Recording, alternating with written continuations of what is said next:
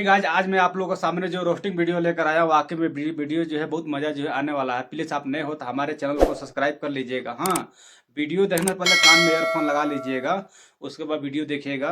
कोई भी क्वेश्चन हो तो कमेंट बॉक्स में अपना राय दीजिएगा। आइए हम वीडियो तरफ लेकर चलते हैं आपको। लोल के नीचे दो गोल बा सिग्नल। ये भाई हमारा कुछ समझ में नहीं आता, एक बार और रिपीट करो दोबारा। अच्छा, हम जनबान कुछ और समझ गए नहीं है। ये लेकर लोल यानी कि हई तो हम गलत मत समझिए, नीचे वाला मत समझिए। हई लोल है, ठीक ना। एक नीचे जनबा जे हई सिग्नल है, दबावे वाला सिग्नल है ना। चला करा के छू के अभिनंदन कर। अरे अभिनंदन ना, ओके दबाव, ठीक ना। अरे भौजी हो, भौजी तू इशारा जन दबाव के भौजी खुद जब इशारा करता रही ओके दबाव। अब तो अभिनंदन कर जन कहा करे बताओ। हैं अब भौजी इशारा करते रही कुछ और, तो जब भौजी इशारा करता रही तो सबसे बढ़िया हमारा देखे में अच्छा लगता है उ दबावे वाला काम जन कहत रही भौजी के दबावल ओकरा के मने अखबार ले लो या दबा लो, मने गईला से पहले कही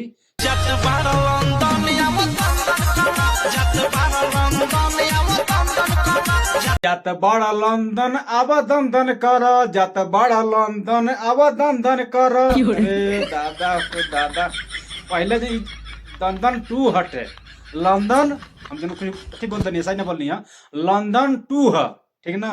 ओइमे गाना हटे भैया जितना बेहतरीन गाना लेके आवत रहे, वाकई में यार देख के यार मजा आ जाता सुन के। कि जा तर लंदन तुम्हारा दंदन, ठीक ना। अरे का बतावल जाओ, चलो ठीक है, कोनो मुश्किल आगे बताओ लो। अरे हाँ भाई, जब दंदन जब कॉल है तो तब न जी है घरवा, ऐसा जन भाई थोड़े ना जी है। तू हो जन भाई भौजी जन बजे अलगे जन भाई धुनला बड़ू को दंदन कर। हाँ अरे उससे बढ़िया टपा टप करा।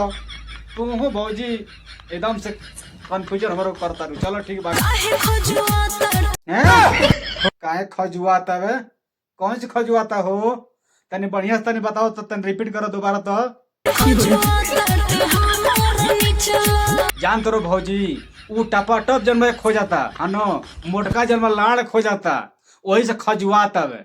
तू जन्म तारा अंदाज नहीं मिलत। अरे का कहीं भौजी, चलो आगे बताओ। अरे लबेदा ना हमारा लाड़ खो जाता है। हाँ वो बाबा के जन्म टेढ़का जन्म लड़ावा खो जाता है, ठीक ना। लबेदा कह या लाड़ कह, दोनों बराबरे बाटे है ना। चला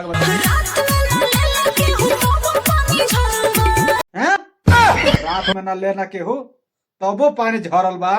अरे तू सुत गए रहबो न, तू जन टपा टप कह के चल गई हो, तारा का लाड़ मालूम बाटे। सुतला में कैसे पता चली? पूरा रात के जब टपा टप भइल बा, इतना हमके गारंटी बाटे भौजी। रात को 2 चीज बहुत मिलते हैं उस्ताद। कौन चीज मिलला हो राती में हो भौजी? भूत। जेकर नाम मतलब हमारा सुन के जब डर लगला भूत से।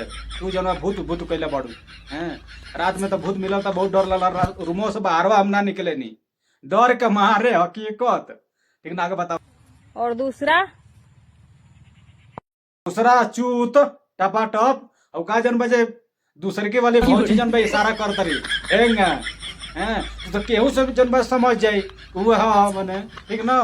अरे का कही तो हलो जन कम नहीं खुलो। चलो लो आगे बढ़ा लो। जंगल तो लड़कों के भी दोनों टांगों के बीच होता है। हाँ ये तो बस सही कहा तरु, लड़कन के जन भाई टांग के नीचे जन जंगल होबे करला, आ तहनियो लोग के नीचे जन जंगल होला, ऐसा बात नहीं है। ओकरी आगे का भइल? और जंगल तो लड़कियों के भी दोनों टांगों के बीच होता है। अच्छा। हाँ ये तो बात सही कहा तू, एमे कोनो कंफ्यूजन वाली कोनो बात नहीं है। के जंगल में एक काला खूंखार शेर होता है और लड़कियों के जंगल में उसी शेर की गुफा होती है। ये बात जन बाजे करेजा हो करेजा, एक नंबर का बात तू कहलू है ना। कि लड़कन के जन जंगल होला ना, ओकर नीचे जन बाजे शेर होला, शेर काला नाग होला, ठीक ना। उ नाग कह या शेर कह, दोनों बराबरे होला। आ ओकरा के जन्म मनावे खातिर ओकर गुफा एगो होला है ना। माने शेर के माने गुफा वाला, ठीक ना। माने वो के माने घुसे वाला, ओकरे अंदर घुसी तो ओकर मन जन्म खुश हो जाए है ना, ओइमे जाके घुसी तो, ठीक ना। यह बात आई हुर ला जाम हो जाई तहार बहन के चोट नहीं एकदम से तू परेशान हो गेल बड़ू है ना कलवा के एकदम परेशान हो गेल बड़ू अरे तोर बहन के तो अरे सुधर जैसा रे सुधर जैसन हमरा के एकदम काहे के कंफ्यूजन करता रू सतानी के अरे का हम कहीं हो चल आगे बढ़ा हाँ?